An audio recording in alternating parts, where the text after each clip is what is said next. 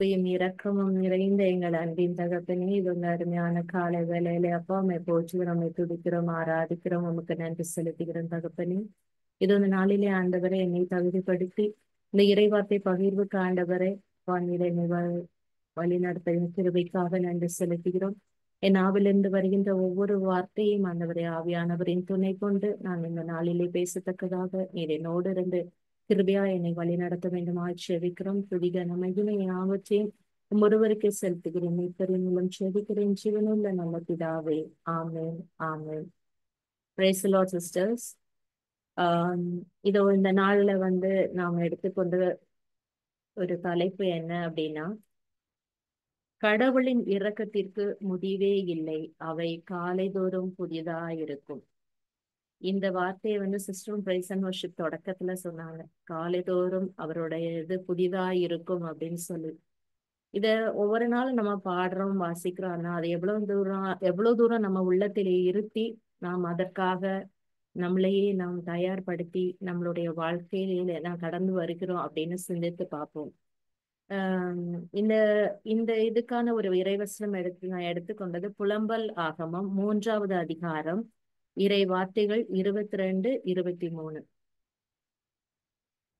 எடுத்தவங்க யாராவது ஒருத்தவங்க வாசிக்கலாம்.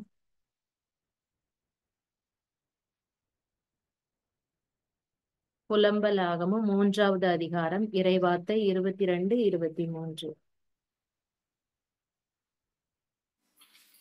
ஆண்டவரின் பேரன்பு முடிவுறவில்லை. கேக்குதா சிஸ்டர்? கேக்குது சொல்லுங்க. ஆண்டவரின் பேரன்பு முடிவுறவில்லை, அவரது இரக்கம் தீர்ந்து போகவில்லை. காலைதோறும் அவை புதுப்பிக்கப்படுகின்றன. நீர் பெரிதும் நம்பிக்கைக்குரியவர். ஆண்டவரே என் பங்கு என்று. Praise the Lord. ஒரு அருமையான ஒரு இறைவார்த்தை.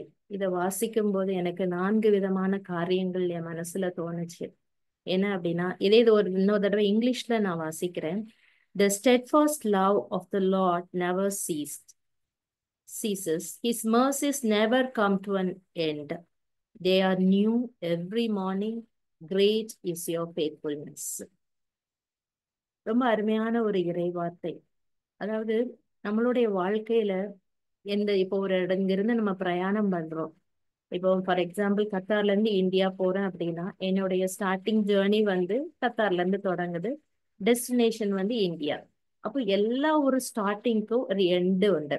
நம்ம எஜுகேஷனா இருக்கலாம், நம்மளுடைய வாழ்க்கை நம்ம தொடங்கி இருக்கிறோம், இதற்கு ஒரு முடிவு உண்டு. அப்படி எல்லா காரியத்திலும் நமக்கு ஒரு ஸ்டார்டிங் ஒரு எண்டு உண்டு. ஆனா ஆண்டவருடைய இரக்கத்திற்கு எண்டே கிடையாது, முடிவே இல்லை. அவர் தொடர்ந்து அவருடைய இரக்கம் தொடர்ந்து நம் மீது பொழியப்பட்டு கொண்டே இருக்கிறது. அது நேற்றைக்கு ஒரு மாதிரி, இன்றைக்கு ஒரு மாதிரி, நாளைக்கு ஒரு மாதிரி வெவ்வேறு விதமாக இருந்தாலும் அவருடைய இரக்கம் ஒரு நாளும் குறைவுபடாத ஒரு இரக்கமாக நம் மீது அதிகமாக பொழியப்படுது. எப்படின்னா, ஒவ்வொரு நாளும் காலையில நமக்கு ஒரு புதிய நாளாக அவர் தந்திருக்கிறாரு. இதை நிறைய நேரம் நம்ம காலையில எந்திரிக்கும் போது இதை தியானிச்சுட்டு எந்திரிக்கிறோமா அப்படின்னு நம்ம சிந்திப்போம். நிறைய பேரை நம்மளுடைய வாழ்க்கையில பார்க்கும்போது காலையில எழும்பும் போதே ஒரு சோகத்தோட தான் எழும்புவாங்க. என்னன்னா, ஐயோ இன்னைக்கும் அதே மாதிரி நம்ம ஓடணுமே, அதே வேலைகளை பார்க்கணுமே, நம்மளுடைய அதே மாதிரி ஆட்களையே நம்ம சில நேரம் அவங்க வேலை செய்யற இடத்துல கொஞ்சம் டெரர் பார்ட்டிஸ் எல்லாம் இருப்பாங்க. அவங்களையே நம்ம திரும்பியும் போய் சந்திக்கணுமே, இப்படிங்கிற ஒரு கவலைகள் காலையில அவங்க கண் விழிக்கும் போதே அவங்க மனசுல அது கவலை தான் ஆட்கொண்டுட்டு இருக்குது. ஆனா இந்த நாள் நம்ம ஒவ்வொரு நாளும் சிந்திக்க வேண்டியது, இந்த நாள் ஆண்டவர் எனக்கு ஒரு புதிய இரக்கம், எனக்கு புதிய நாளாக கொடுத்திருக்கிறார் அப்படின்னு நம்ம சிந்திக்கும் போது, அந்த கடந்த நாட்கள்ல நம்ம என்ன மாதிரி பாதைகள்ல கடந்து வந்திருந்தாலும் சரி, அது ஒரு புதிய நாளாக நமக்கு ஆசீர்வாதமாய் கொடுக்கப்படும். அப்படிங்கிற ஒரு சிந்தனையோட நான் இந்த இறை செய்தியை பகிர்வை நான் தொடரணும்னு விரும்புறேன். 4 காரியங்கள் நான் சொன்ன மாதிரி அவருடைய அன்பு ஒரு நிலையான அன்பு. அவர் வாக்களித்தது ஒரு நாள் மாறாது. நமக்கு இரக்கத்தோடு நம்மளை மீட்டு கொண்டார். அந்த இரக்கம் தொடர்ந்து நம்மளை வழி நடத்தும்.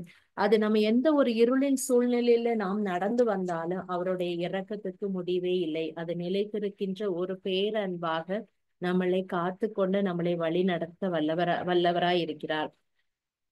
அடுத்தது, நாம் எந்த சூழ்நிலையில நம்ம தாழ்ந்து போனாலும் சரி, அவர் எப்பொழுதும் நம்மளை மீட்டெடுக்க வல்லவராய் இருக்கிறார். நம்மளுடைய எனர்ஜி லெவல் சில நேரம் சில சோர்வின் காரணமாக நம்ம ஜெபிக்க தவறு இருக்கலாம்.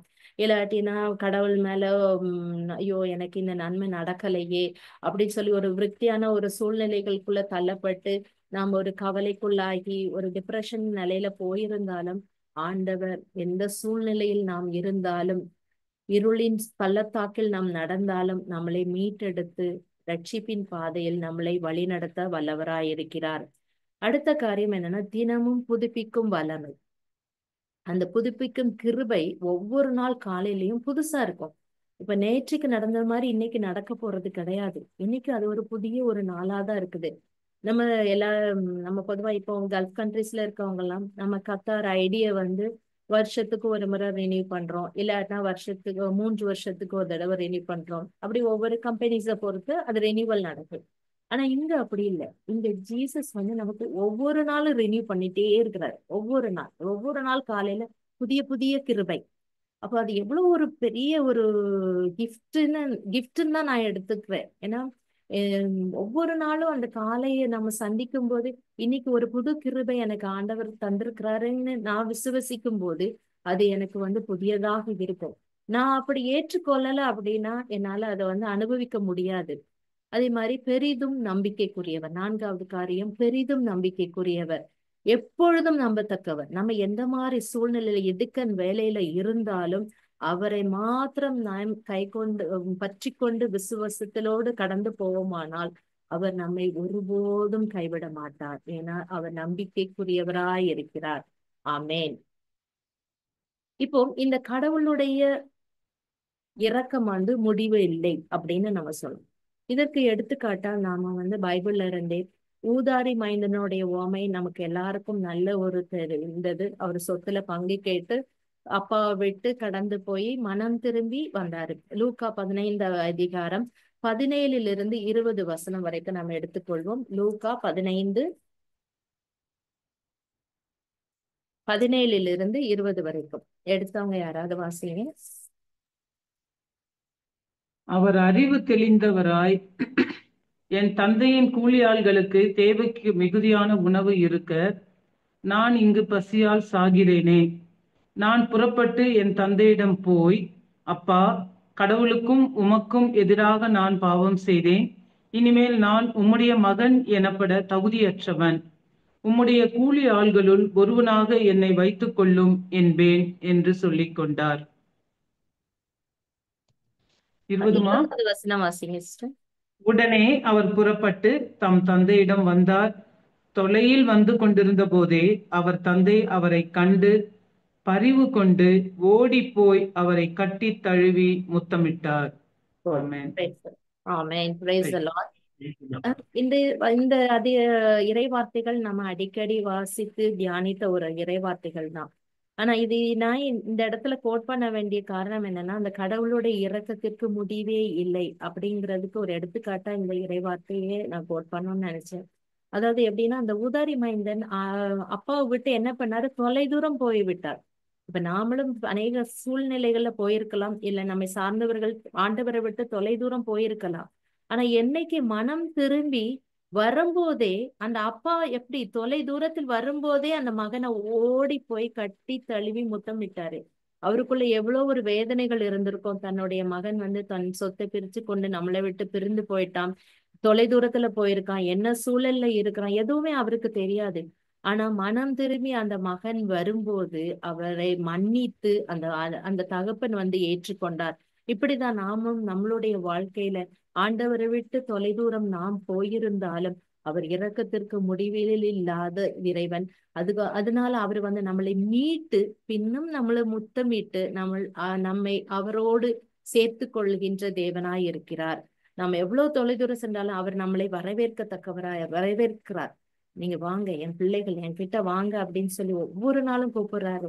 நாம் அதை தியானித்து நம்மளுடைய வாழ்க்கையில் கடந்து செல்வோம். அடுத்தது யோனாவை குறிச்சு நம்ம நல்லா பார்த்திருக்கிறோம். நினைவே நகர் மக்களுக்கு போய் இறை செய்தி பகிர ஆண்டவர் கூறுறாரு.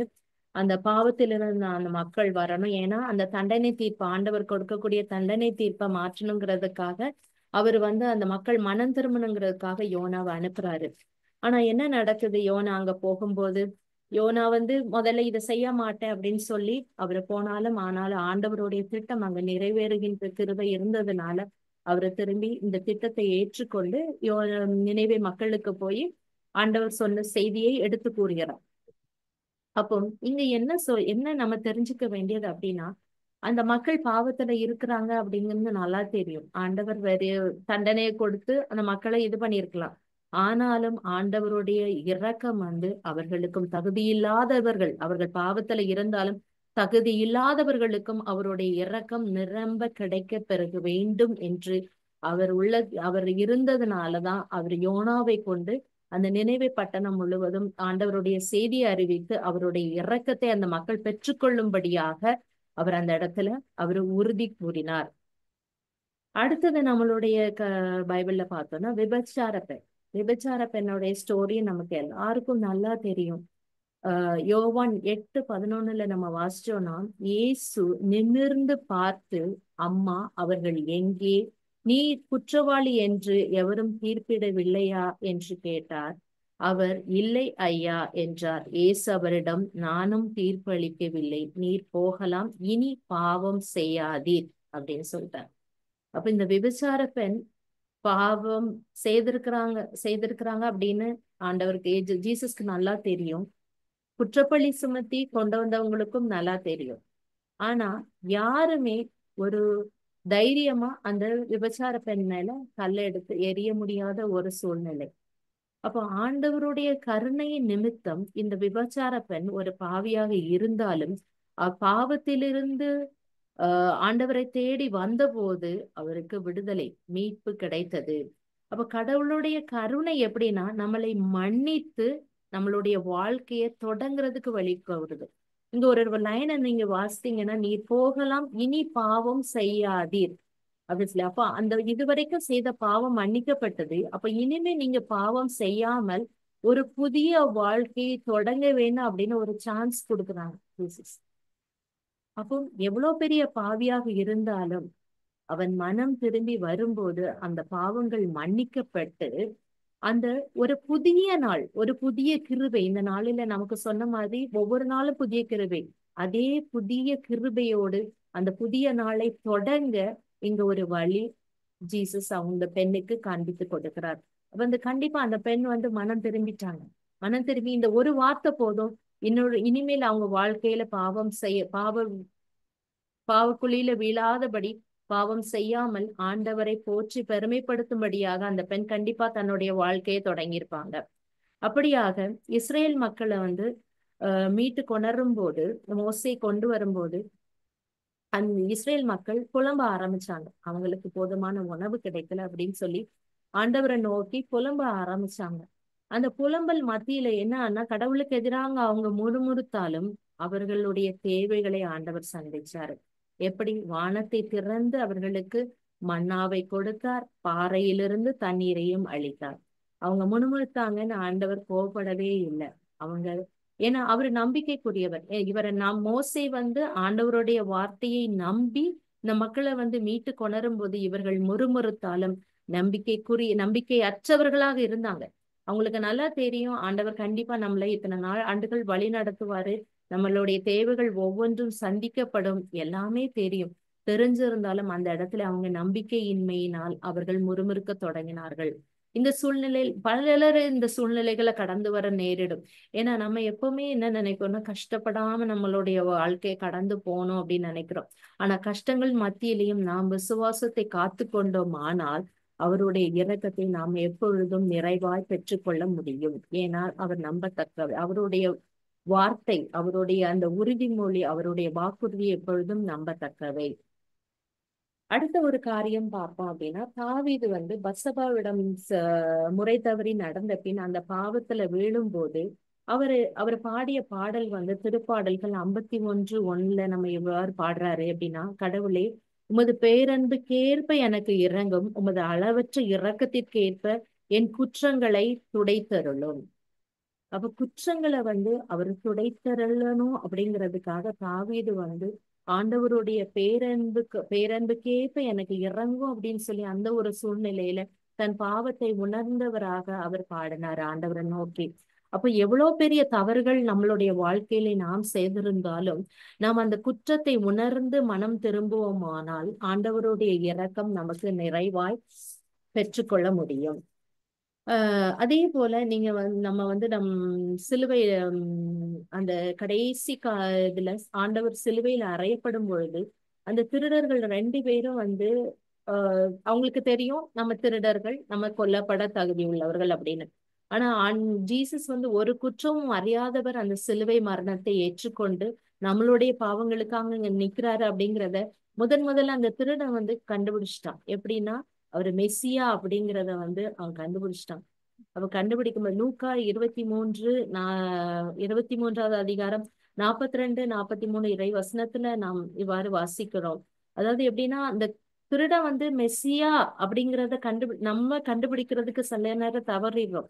ஆனா அவன் வந்து அழகா கண்டுபிடிச்சு அவர் ஒரு வார்த்தை சொல்றான். நீங்க வந்து லூக்கா 23வது அதிகாரம் இறை வார்த்தை 42, 43 எடுப்போம்.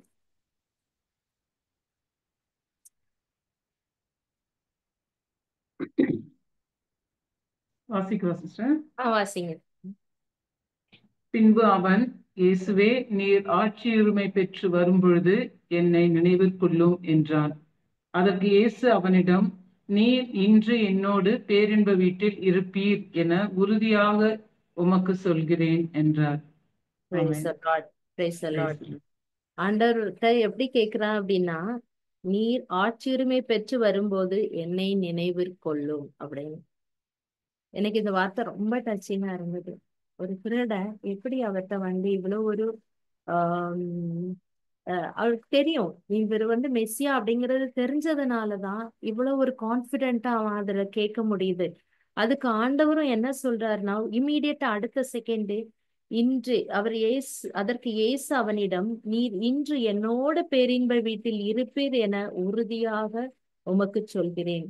டெஃபினட்டா அங்க நடக்கும். டெஃபினட்டா நீ இன்னைக்கு என் கூட வான் வீட்டில் இருப்பா என்று உறுதியாக அவருக்கு சொன்னாரு. எப்படி அவருக்கு வந்து இரக்கம் வந்து திருடனுக்கு தான் இரக்கம் கொடுக்கணும். நல்ல இப்போ ஃபார் எக்ஸாம்பிள் நல்ல ஊழிய பாதையில இருக்கிறவங்களுக்கு தான் அந்த இரக்கம் கிடைக்கும். நல்லது செய்யறவங்களுக்கு மட்டும்தான் இரக்கம் கிடைக்கும். ஆண்டவரையே எப்பொழுதும் இரவும் பகலும் வணங்கிட்டு இருக்கவங்க தான் இரக்கம் கிடைக்கும். அப்படிலாம் கிடையாது. அந்த உயர்வு தாழ்வு எதுவுமே இல்லாம எல்லோருக்கும் ஒரே விதத்தில் அவர் வந்து இரக்கம் பொழிகிறவராய் இருக்கிறார். இதே நோக்கத்தோட நம்ம வந்து ஓகே, நம்ம இப்போ ஆண்டவருடைய இரக்கத்துக்கு முடிவே இல்லை, இதை நம்ம பெறணும் அப்படின்னு நம்ம சொல்றோம். இது ஒவ்வொரு நாளும் நம்ம எப்படி நம்மளுடைய நம்மளுடைய பரலோக மந்திரத்துல நம்ம என்ன சொல்றோம்னா, give us this day our daily bread, அன்றாட உணவை இன்று எங்களுக்கு தந்தருளும் என்று நம்ம ஒவ்வொரு நாளும் சொல்றோம். அப்படின்னா என்ன மீனிங்? ஒவ்வொரு நாளும் நம்மளுக்கு புதிய ஒரு கிருபை, ஒரு புதிய ஒரு நாள், ஒரு புதிய ஒரு மகிமை நம்மள்ட்ட வந்து எப்பொழுதும் ஆண்டவர்கிட்ட வந்து பெறணும் அப்படிங்கிறதுக்காக தான் இந்த ஒரு வார்த்தை ஒவ்வொரு நாளும் நாம் சொல்லி தியானிக்கிறோம். இது வந்து எப்படின்னா நம்ம ஒரு எதிர்நோக்கான ஒரு வாழ்க்கைய நமக்கு வந்து கற்றுத்தருது.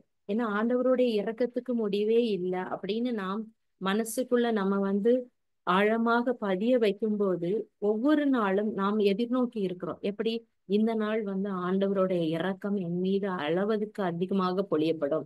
இந்த நாள் ஒரு புதிய நாளாக எனக்கு ரினியூ பண்ணி தந்திருக்கிறாரு ஆண்டவர்.